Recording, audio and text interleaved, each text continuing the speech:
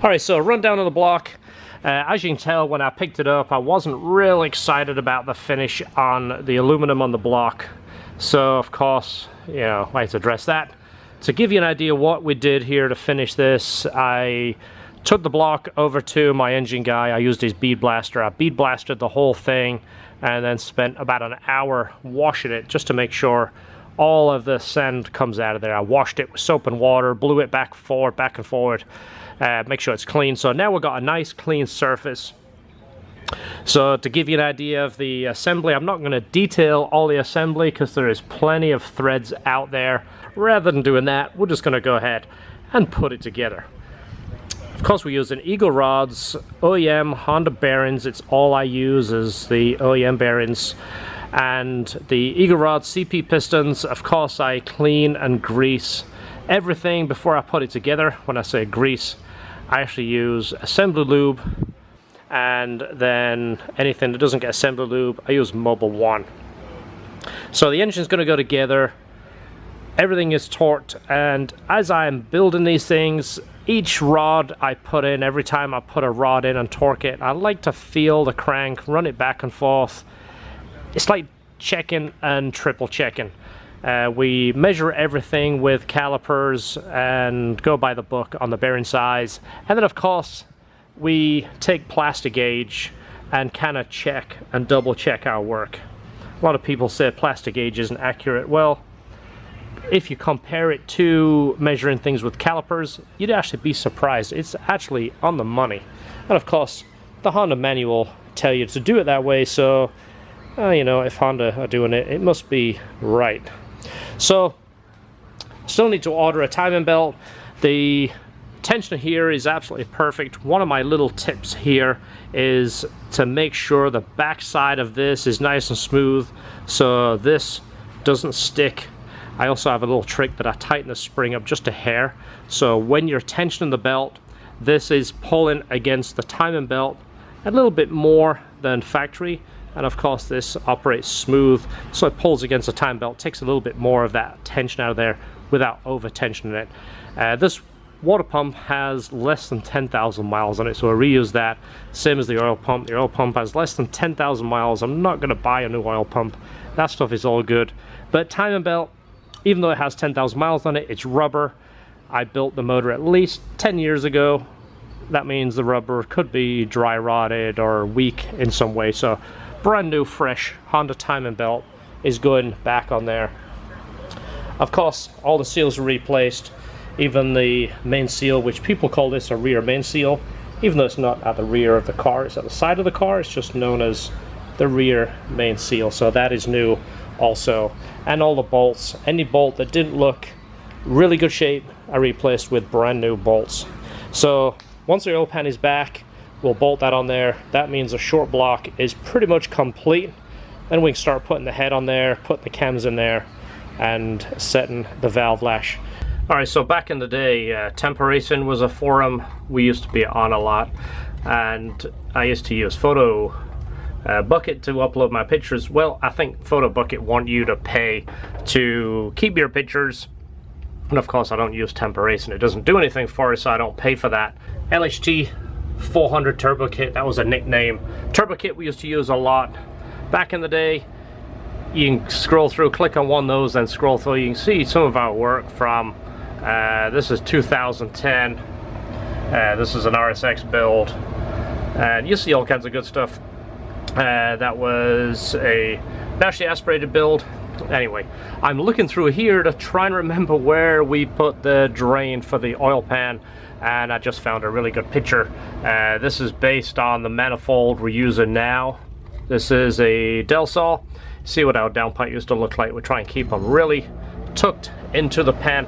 That's the manifold. Look at that, old school manifold. And again, I don't want to give away the details on this because I was involved in actually the designing of this manifold and farming out to China, and long story, the deal went south. China did what China do best and sell my design to everybody else.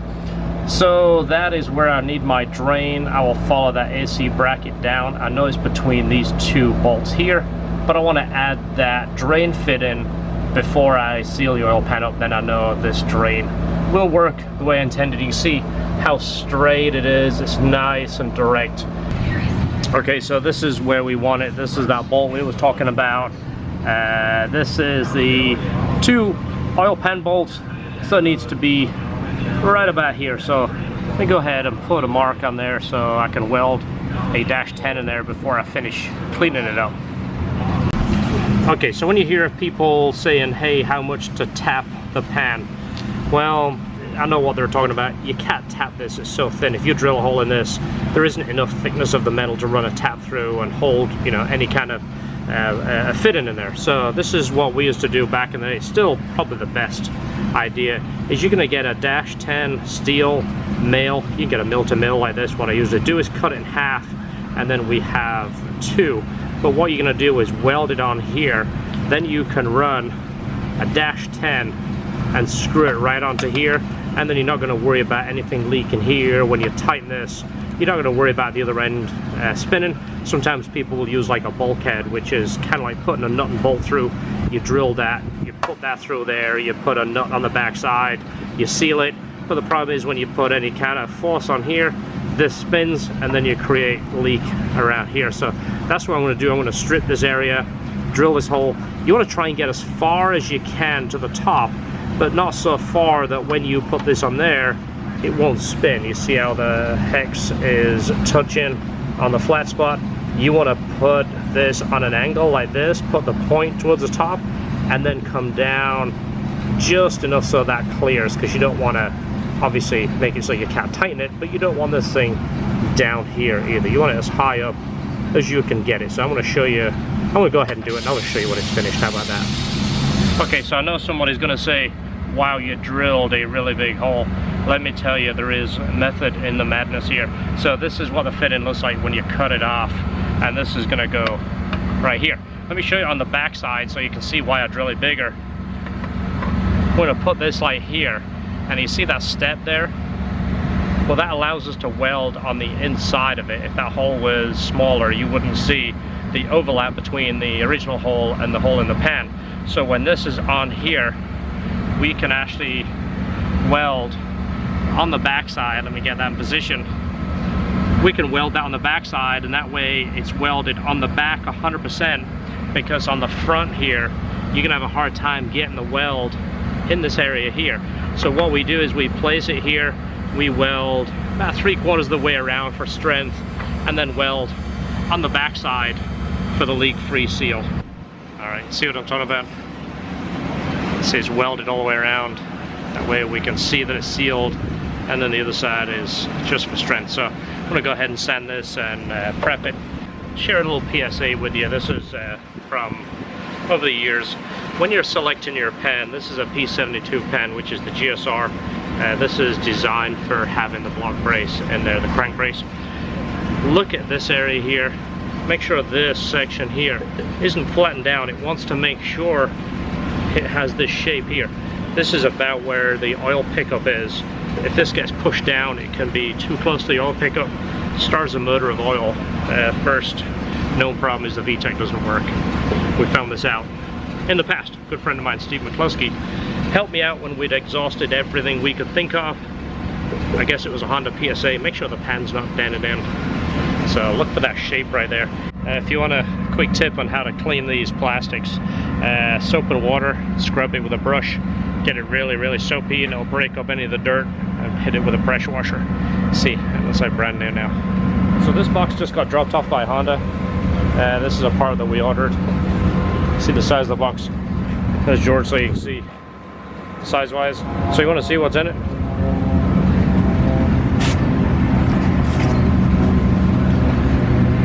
That's it, the fuel line. It's a return line. Look at the size of that box.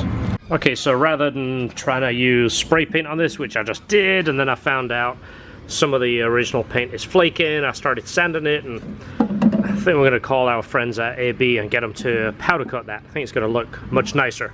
So if we're powder coating, I want to send this bracket here. This is the driver's side mount, bolts to the motor like this, and then there's a mount goes over the top. So if this is nice and black and shiny, it'll look good against the block. The These are the alternator brackets. This is never coated. On the earlier cars, it was black, and then for some reason they quit coating it, so it always looks like a nice shade of rust. So I may as well get that done. The lower bracket, this is the battery box. It's in good shape, doesn't really have any rust. This is something that will rust if the battery has a problem, and you know, these never get painted right, so I figure we'd get that painted black as well, and it's gonna look pretty clean in there. And of course, long term, this will last much longer than paint, so hopefully this is going to be a build that'll stay together for a long time. Alright, so let me take you back to 2005, the Integra Type R that I owned. These are the power steering brackets off that car. This bolts on the engine just as you see it, and the power and steering sits here, bolts go through here. So when I was building that car, the idea was I was adding a turbo and I was adding maybe 45 pounds worth of weight. I wanted to take off the weight everywhere I could to offset the weight of the turbo. I was trying to keep the car the same weight as it started. So every little thing adds up, right? So we built an aluminum exhaust, we built various little aluminum brackets, and these are some of the brackets that we've had since we built those for the car back in 2005. And then when I sold the car, I put it back to stock essentially, and I took everything off it that was the really cool stuff. So this bracket here, obviously each one represents the one next to it. These are all billet aluminum. I made these by hand. Again, I didn't have a CNC machine, so all this was cut by hand and filed and welded, and it was to reduce weight. I don't remember the exact weight, but this was something like 4 pounds. This was like half a pound. Same again, 4 pounds, half a pound. So just something as simple as this, we're shaving off a bunch of weight. Also made a bracket for the front engine mount, which saved quite a bit. I'll show you that in a second. But these have been sitting on the shelf. They're all in good shape. They're dirty, but I'm gonna go ahead and clean them, resand them, and make these brackets live again on the Project Integra. Alright, so here's the other bracket. This is the one that bolts to the front of the transmission. And again, it was all about weight savings, but on this also it gives us a little bit more room for the intercooler piping. It would sit on the motor like this, and then the mount would bolt to here, you know, the one that goes underneath the frame. But again, this was to save weight. I think the factory one weighed something like 7 pounds, and this was like 1.2 pounds, something like that. It was a pretty good weight savings. And again, this was just one of those little OCD things that I built back in 2005 just to make the car a little bit more special, and again to try and keep the weight close to what the car started off, even adding the turbo kit. And then we get down to this guy, again aluminum. This was to replace the factory one. It didn't weigh much, but again, I'm trying to save ounces. Ounces add up. So this was to replicate the steel one.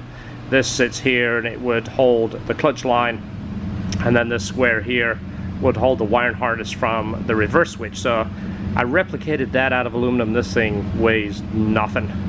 It probably weighs maybe 3 ounces, where the factory one weighed, who knows, 10 ounces.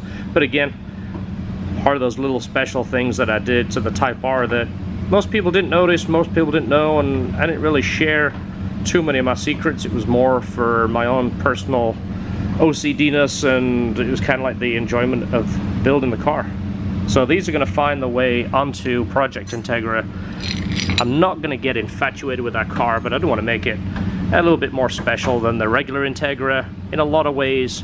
Again, I said it before, it's not going to have wire tucks, it's not going to have an exhaust out the hood, it's not going to make 900 horsepower and have skinnies on the back. It's going to be something what I would consider a real car that you can drive all the time and enjoy.